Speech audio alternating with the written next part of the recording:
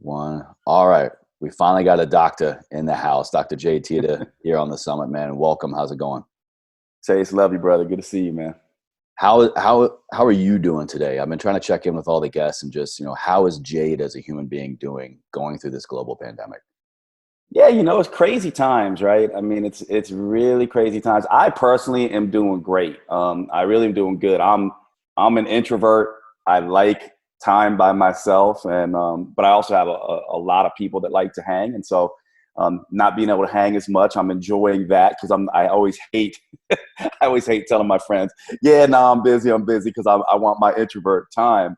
But I am getting a lot of calls and texts and people just want to express their concerns. So that's interesting to me. But honestly, man, it's not like I'm not having the same fears and uncertainty as everyone else. I think one of the things that happens when you're sort of in my position, like I run a business that is essentially on the front lines of this kind of stuff in health and fitness, and I'm able to kind of, once this started, I was able to kind of put my purpose into action pretty quickly.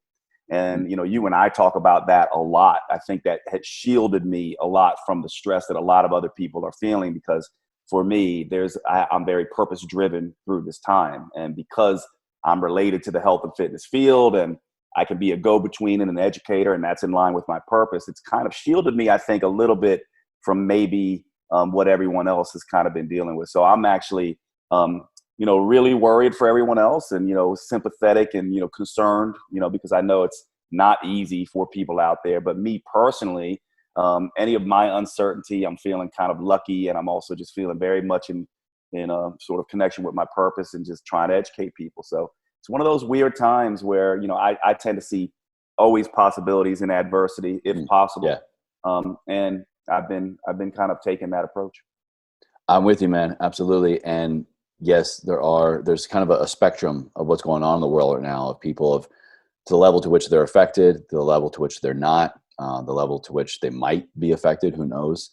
It's literally day by day. But I'm with you, man, in that I really do feel like I was made for this shit. I feel like all the work that I've been doing over these years, particularly in the mindset and the personal development, and just shielding myself from fears, from uncertainty, or rather maybe not fully shielding myself, but just knowing that these things are going to come down the line. There's going to be a varying degree to which they affect me and the loved ones around me, the community around me. So it's almost like I think I'm with you. We've been kind of given this ultimate test right now. Would you agree? Yeah, I do. And, I think for me, at least sitting on the front lines, and I would echo what you're saying, it's sort of like it wasn't just if we just take the virus in particular, and we'll talk broadly about uncertainty, but it wasn't a matter of if, it was when, right? We've been talking about Sure. this coming for decades. I mean, decades. It's been, if you go and look, you'll see that the healthcare world has been talking about this, and different people have sounded different alarms. Some people being extremely alarmist, other people saying it's not a big deal. It's here now, and in some sense, it's kind of a smack on the wrist. In a sense, it's not nearly as bad as it could have been. And I also look at it like we have kind of botched this, especially in America, in a pretty big way. And so, and for me, I'm not the kind of person that wants to point fingers or blame or anything like that. I just say we weren't as Yeah. prepared as we needed to be. It's good learning for us moving forward. And it also, in a broader sense, I'm like you. I essentially go, I have been training for this in terms of my philosophy and the way that I approach life for a very long time.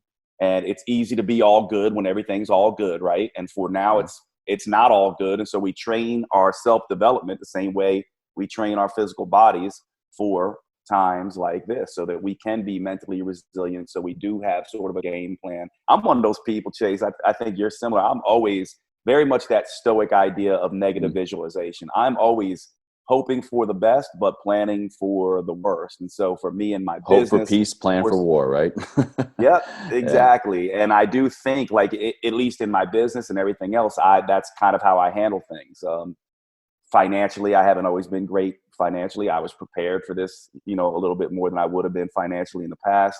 I working out, trying to stay as healthy as I can. That obviously helps. So there's things that, these moments you kind of go, okay, that's good that I was taking care of myself. And also I Yeah. need to do a better job. And then for those people who haven't, it's not, I think they tend to kind of go, oh no. But my whole thing is, don't say, oh no. It's sort of like this thing where this is a wake up call. By the way, this is our reality moving forward, right? So Absolutely. these things have been happening. Now we have this virus with us for good. And so we are, at least in the short term, we're going to be going through some probably sporadic quarantines. Like, if you look at what's going on, we're probably going to have a few in 2020, probably in the fall again. We'll have some more social distancing and quarantining going on. Maybe in the summer we'll come out of it for a brief time.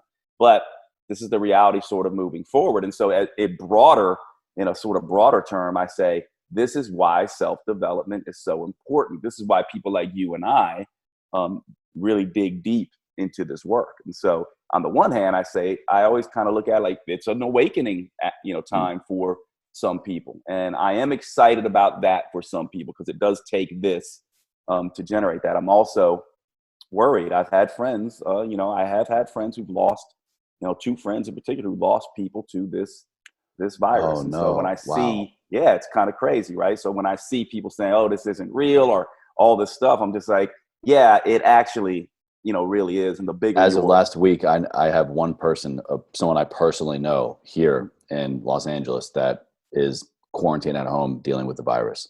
Yep.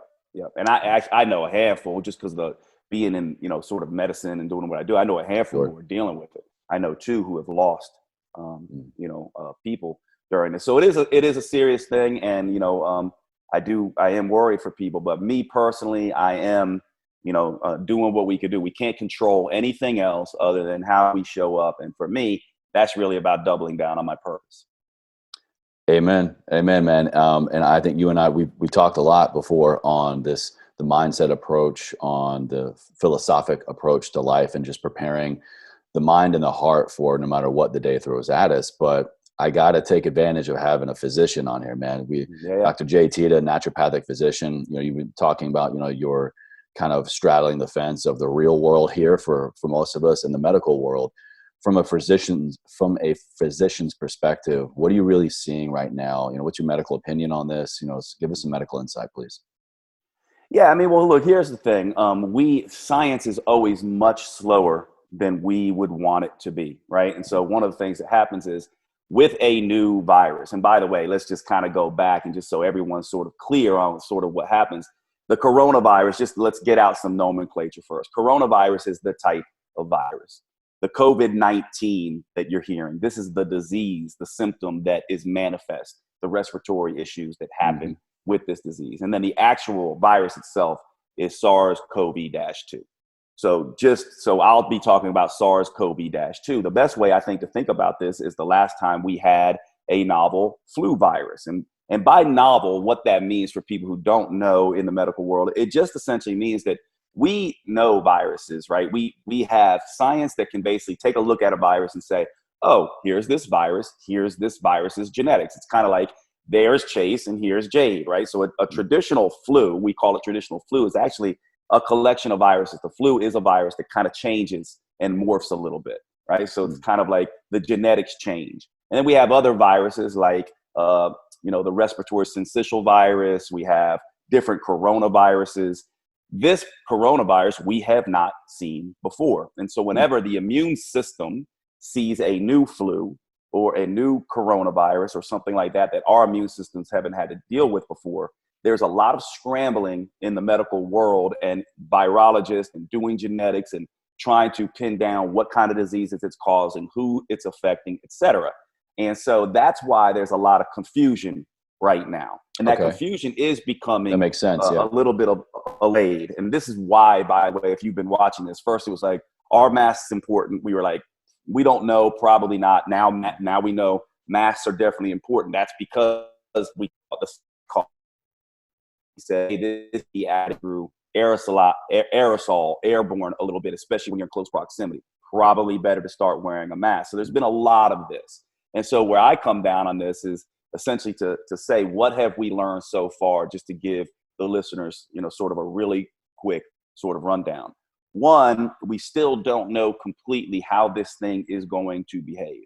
Right now, it looks like it is more infectious than the flu, and it kills at much higher rates than the flu. And the flu kills a lot of people every year. And so it is kind of this thing, better safe than sorry. We don't want 1 million people in the US and, tens of millions around the world dying from this. And Of so course not. that's Yeah. why we're all sheltered in place and quarantining and doing all that thing. On the other side of things, shutting down the economy also disrupts lives and can be deadly. As a matter of fact, suicides start going way up as the economy. So there's this I was worried balance. about that. I was wondering, what other kind of, unfortunate things, unfortunate spikes in life and statistics are we going to see? And I actually read something the other day that now we're starting to see police across this country are seeing a much higher report of domestic violence because, these situations were there before. And now you keep them together for weeks on end. It's only going to get worse. And unfortunately, with suicide too, that's a tragedy. Yeah. So we're walking this sort of balance right here. And to be honest with you, we are seeing some positive signs. And there does look like one new thing just the other day. It looks like this is much more sensitive to heat than we may have thought. That's a good Oh, thing. 'Cause that interesting. means it maybe looks like the flu, and maybe we're going to see it dissipate in the summer, then come back in the fall. And so that's why you're seeing sort of these extensions, at least here in California where you and I are, you're seeing this extension where, hey, we're all going to shelter in place for like May 15th, we may come out of this. And then rest assured, this is going to come back in the fall. We're probably going to have some more sort of quarantine. In terms of like that kind of thing, I know people are, I basically break it down into, the S's. It's essentially sleep and stress management. One controversial one is sugar intake. It's really just excess calorie intake. What a lot of people don't know is if you're overeating, that is a stress on your immune system. And it's easiest to overeat sweets with fat and sugar, right? So we say manage sleep, manage stress, manage, sugar. And then the smart thing, sanitation is huge. Washing your hands, things like that, social distancing. So all the S's are the things that you really want to do. In terms of treatments, we don't have one yet. No matter what you hear out there in the world, we don't have a good treatment plan yet for this. And a vaccine is pretty sort of far away. So what are the things that we can do? Maybe we can do certain things that we've learned from other viruses that can help. For example, other coronaviruses, not this particular one. Zinc is a really good thing for people to be using. It helps with the flu. It helps with other coronaviruses. It helps with keeping viruses from adhering to the mucous membrane. So zinc lozenges is definitely something that I think most individuals who are studying this particular virus would say you kind of want on board. I know what I'm going to be linking down in the description of this video, man. It's just going to be every zinc lozenge I can find that is still on the shelves in Amazon. Yeah, and people ask what type. Zinc acetate is best, but zinc gluconate sort of works fine. And just real quick, the way to kind of take that, make sure you talk to your physician, but you should be taking zinc every day anyway. Once you start feeling that you're getting sick, take about 50 to 80 milligrams of this per day. Do not do that past about 2 weeks because that interrupts copper and can cause anemia, but it can definitely help with viruses and has been shown to shorten the cold, the flu. It may be prudent to do here. Do we know for sure that it will help? We don't. We don't know that anything for sure will help. Right. Yeah. That's the one thing that we can essentially do. Spiking fevers, we know it's somewhat heat sensitive. So if you have a sauna, hot hyperthermia baths, if you get sick, this may be something that you want to do. The body elicits a fever when it gets infected. Part of that is its immune response to sort of help quell the activity of these viruses and amplify the activity of our own immune system. Would you say like a hot tub? Really like if you don't have access to a sauna, with like a hot tub or like a hot bath for a little while? Hot baths will work. I'll tell you how to do that actually. Basically run a tub. If you have Epsom salts, put those in there too. It's just relaxing. I won't do anything to kill the virus, but it's just nice and relaxing for the muscles. You run that as hot as you can. Yeah. You get in there, you sit, you wait till you get hot and sweaty. And basically, so, your heart will start pounding, you'll get hot and sweaty. One of the things I like to do is if you have a wool blanket or something like that, you get out of the tub, you wrap up in a wool blanket and sheets. Keep that heat in. Sit there and sweat and just let that artificial fever sweat. Now, make sure you got someone watching you, stay hydrated. It's another prudent thing. Do we know that it will help for sure? No, but it looks like this is a little bit more sensitive to heat, perhaps. So those would be things that I've been doing, and the people who I know who've had this, I have been helping with that. One more thing that I'll give you, and then we can go in any direction you want, but just for the people listening, is a compound called N-acetylcysteine. A lot of people don't know what this is. It's abbreviated NAC. You can pick this up at Whole Foods. You can pick this up in multiple areas. I've seen this, yeah. This NAC. particular compound is a mucolytic, meaning that it helps break up mucus in the lungs.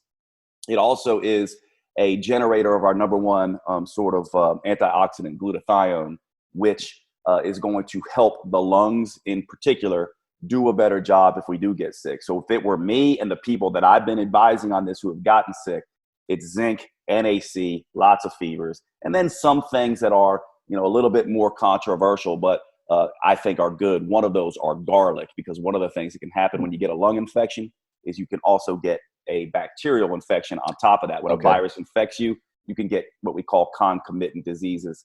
So that lung can get infected with bacteria. Garlic is a weak antiviral, but a very strong antibacterial. So basically eating enough garlic until where you smell it on your breath can help. Those are some things that I would do. But again, I have to admit, there's nothing in the natural world or conventional world that we know will actually help. These are all guesses at best, but they do work for other viruses. And plus with the garlic aspect, if, knock on wood, this turns into a vampire apocalypse, you got garlic in your blood, you're going to be staying safe from them. Gotta get some humor in here where we can, right? It helps with the social distancing too, man. But that's really good things to be mindful of. It's not necessarily this one thing that we need to be concerned about. It's the kind of compounding effect of the attack. This full-blown attack on the immune system, the body, that can happen. So doing things like what you're talking about can just be prudent steps, like you said. Yeah. You said a key word there that reminded me of a supplement that, part of a supplement that I use a lot of, and that's glutathione. Really anything that's going to have an adaptogen aspect to the body, especially stress levels. Glutathione, adaptogens, superfoods, anything super micronutrient dense. That's why, again, I've been preparing for this philosophically and the mindset training, but also just practices in my daily health every day by using certain things like this.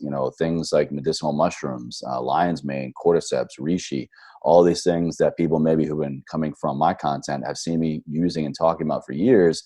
I'm not saying this is a shield against what's going on, but I'm going to war. I'm going into the day much better prepared. And these are things that you can begin to do as well on your own. I mean, I think it's important what you're saying here. I mean, on the one hand, I can't say, the conventional world can't say that any of this stuff helps. At the same time, it's prudent to take things that are just generally stimulating and healthy for the immune system, making sure we're hydrated, making sure we have good nutrition. And by the way, the number one thing, which, you and I are big into this, I would say it is the number one thing, even though it's better to have been doing it prior to this, and that is exercise. The metabolism is a direct conduit into the immune system. I mean, it is the neuroendocrine immune system. These things are all linked. And so when you strengthen and stimulate the metabolism in the way that you will with exercise, you also help the immune system. Here's the problem though.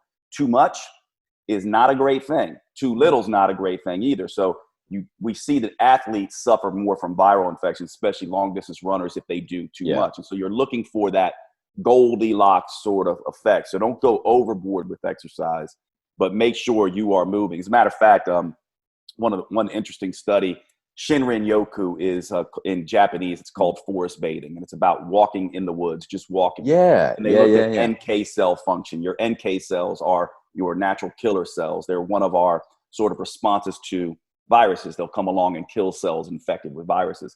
And what they show is that walking in the woods kind of raises NK cell function. So will intense, short exercise. You don't want long, too frequent, but maybe shorter, intense exercise maybe has a more beneficial effect.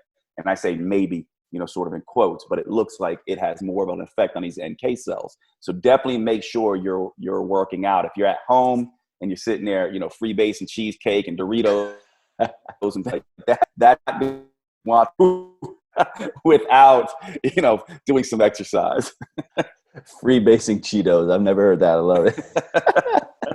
Look, in quarantine times, people get really creative, really interesting with how they spend their time for sure. Jade, it's been great having you on, man. You're just a wealth of expertise and knowledge and just insight that I really hope people are picking up on.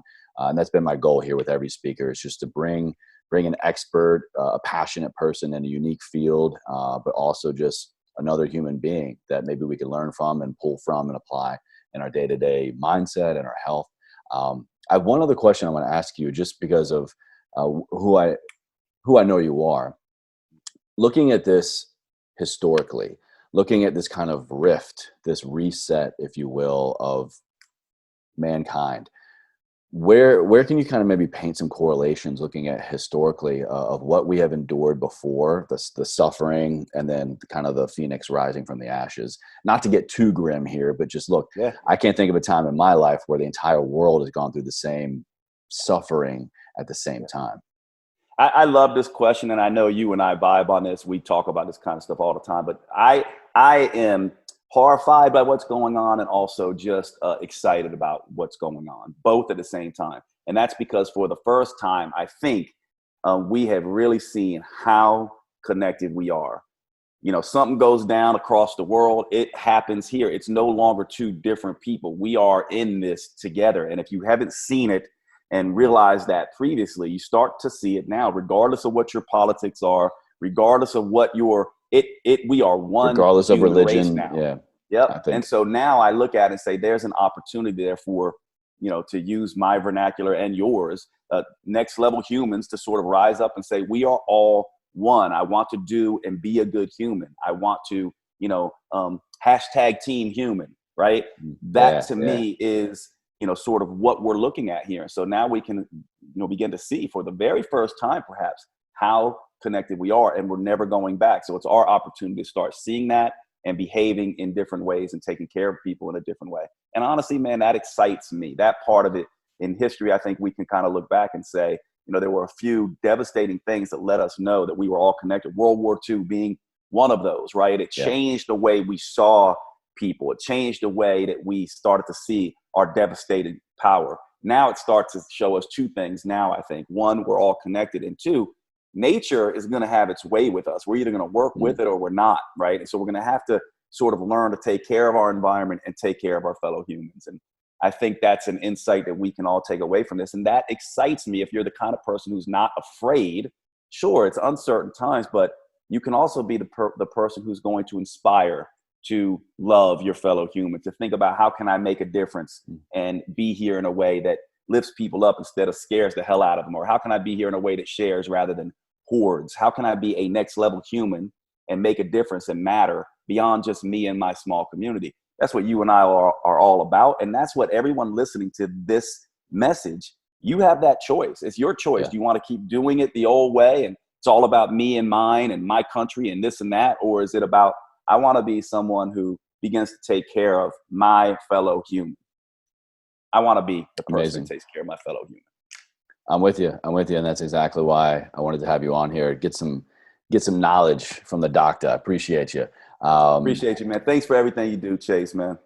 I appreciate you. It's been great having you on. That's Dr. Jade Teta, everybody. We're going to roll on to the next speaker. And one of the speakers ago, I haven't stacked up the order quite yet. So, all right, let's go ahead and give a generic round of applause for the next speaker, whoever they are. Let's go.